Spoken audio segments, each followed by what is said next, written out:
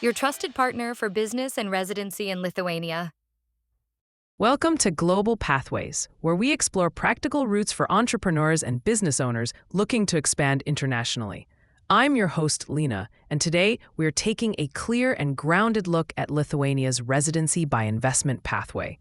We will break down what it involves, who it is meant for, and what investors should realistically expect.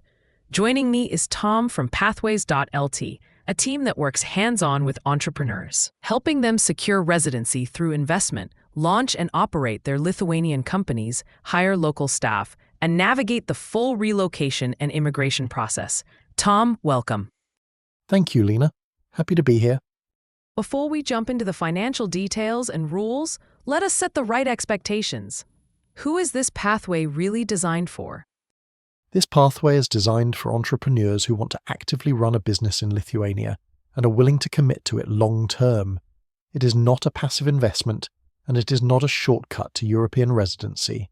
Lithuania expects a real company, real operations, local employment, and ongoing compliance. When approached seriously, it is a very solid pathway. When approached casually, it usually fails. Let us address the first question most investors ask. What is the minimum investment amount? Every qualifying company must receive a minimum investment of €28,000. That amount applies per company, not per group of people. This is where many investors get confused. Yes, we saw a lot of questions about how many people can invest together. Can you clarify that? Absolutely. Lithuanian immigration rules require each investor to hold at least 33% ownership in the company. That means 1 or 2 investors are straightforward. 3 investors can work with proper structuring. But 4 investors cannot invest in a single company because 4 people cannot each hold at least 33%. It exceeds 100% mathematically and legally. So if 4 investors want to move forward together, the correct structure is 2 companies with 2 investors in each. Each investor contributes €14,000 and each company reaches the €28,000 threshold.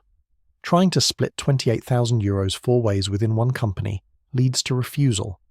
Now, aside from the investment itself, are investors required to show personal funds? Yes, every investor must demonstrate personal financial stability. The requirement is €1,100 per month for 12 months, totaling €13,200. This money stays in the investor's local bank account. It is not transferred to Lithuania, and it must be available in addition to the business investment. It simply shows the government that the applicant can support themselves during their first year. Let us move into the visa stages. How does the process actually unfold? The first stage is a national visa valid for 12 months.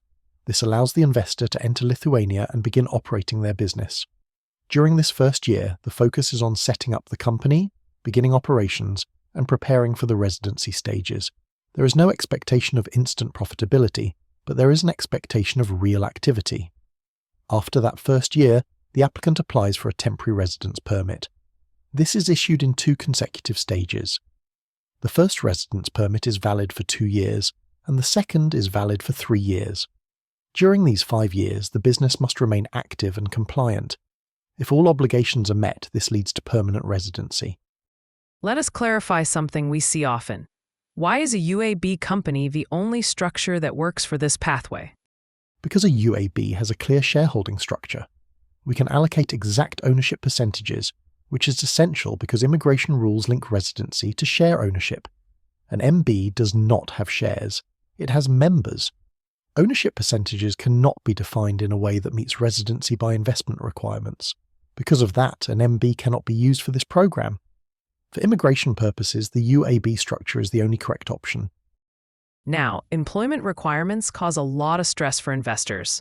What exactly is required from a Lithuanian company?